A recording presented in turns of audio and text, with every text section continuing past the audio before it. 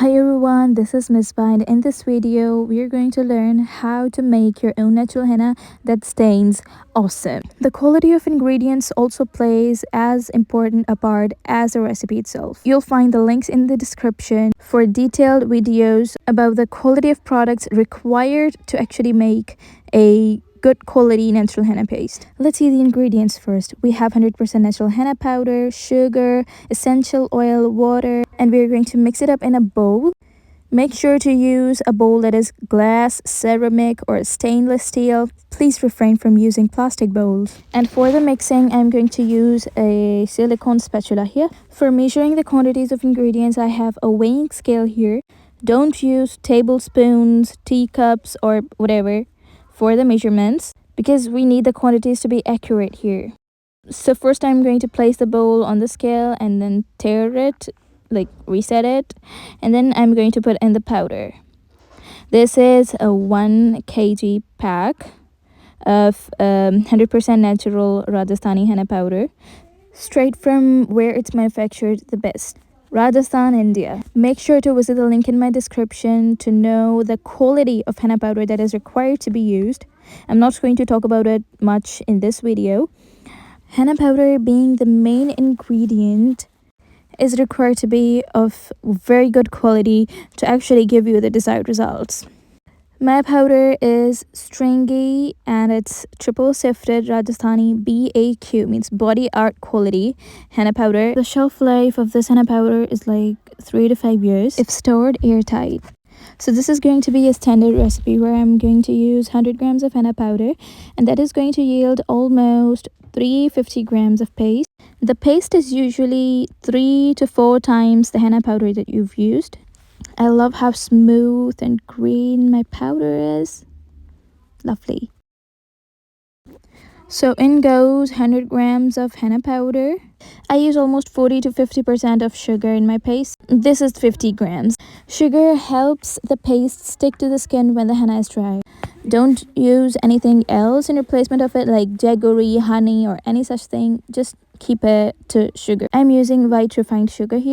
Sugar is actually a humectant which gathers moisture from the environment and it makes the paste sticky. And as natural henna is required to be kept on the skin for a long time, this works towards getting you a dark stain eventually.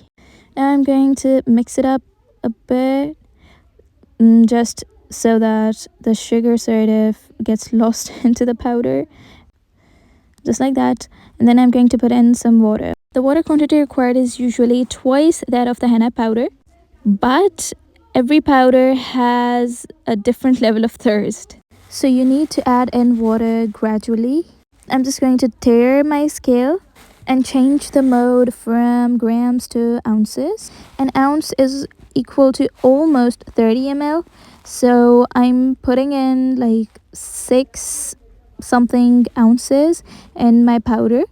Since my powder is 100 grams, so I can use like 180 to 200 ml of water. So 180 ml is like 6 ounces. You'll have to do a little bit of maths here. So in goes the water. We have 3.3 here, 4, and 6.1. This is equivalent to almost 183 ml.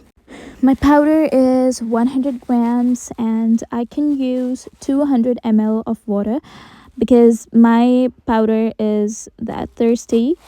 But I would suggest you to start with smaller quantities of water because you don't want the paste to be too runny. I'm going to add in a little more water here because my paste needs it.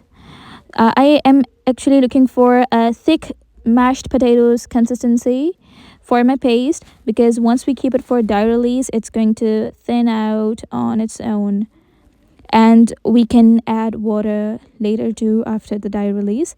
So just be careful with the amount of water you add in at this point. Just mix it up really nice, cutting and folding and mashing method. I add my essential oil the last. This is eucalyptus essential oil, and to know what quality of essential oil is required, you can check the links in the description.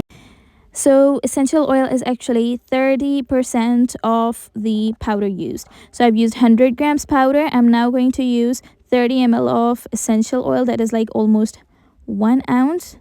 So almost there, a little more.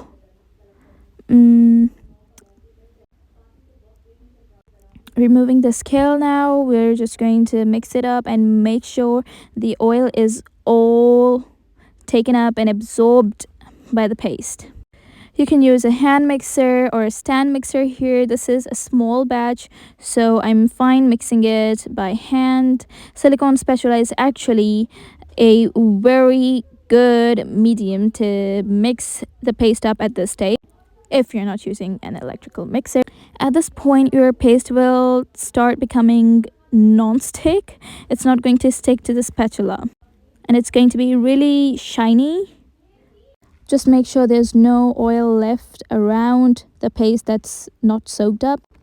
I just like smoothing it up like this and then just drawing patterns, maybe making a grid here, because this is just so satisfying to do. I hope it's satisfying to watch as well.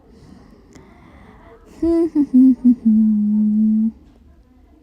just love this. I absolutely love this.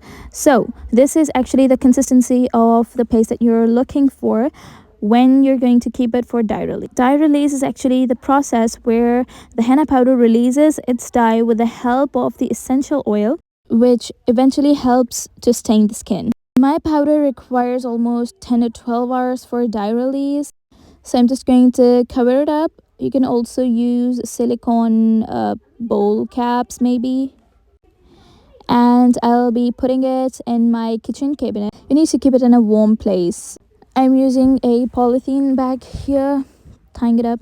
So this was a part 1. See you in the next video. Make sure to subscribe to the channel and turn the notifications on to get notified when we upload the second part. That will be about adjusting the consistency and straining the paste. If you have any questions about this part, put them in the comments below. Please take care of your precious self. Until next time, love you. Bye.